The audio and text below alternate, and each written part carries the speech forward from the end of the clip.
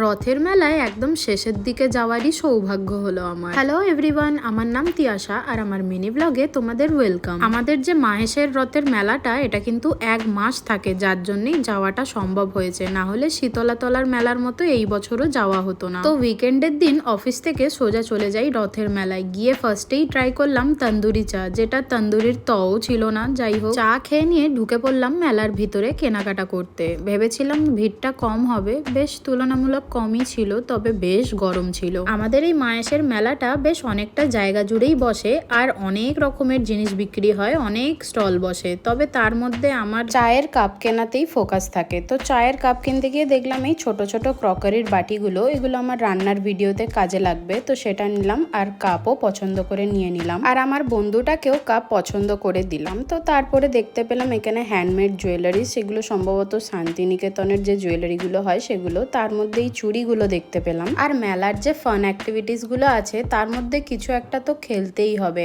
আমার ফ্রেন্ডটা কোনো মেলায় ছাড়ে না, তো আমি না করলেও ও তো খেলবেই। তাই এইখানে ও খেললো আর কোনো নাম্বারই এমন উঠলো না যেটাতে প্রাইজ ছিল। এবার আমার পালা। এই বোর্ডগুলো একটু গন্ডগোল থাকে, দেখবে মেলার যে কোনো জিনিসেই কিছু না কিছু গন্ডগোল থাকবেই। তো বেশিরভাগই বলগুলো দেখছিলাম 2তে যাচ্ছিল, তো একটু কায়দা করে ছুঁড়তে তবে বড় সংখ্যাগুলোতে ঢুকছিল। তো আমি এই করে সবকটা বল ঢোকালাম আর ক্যালকুলেশন করে দেখলাম যে না, কিছু একটা প্রাইস আছে। তো প্রাইস কি আছে না, এই যে ঝুড়ি। তো ঝুড়িটা পেয়ে এত আনন্দ পাচ্ছিলাম যেন কি না কি জিতে ফেলেছি। তারপরে এই যে বল ছোড়াগুলো, এগুলো তো ম্যান্ডেটারি, একটা গ্লাস ওদের পড়বেই না। তো তারপরে টুকটাক খাওয়া দাওয়া করলাম আর চলে গেলাম বাড়ি। কি কিনেছি অন্য ভিডিও নিয়ে আসছি।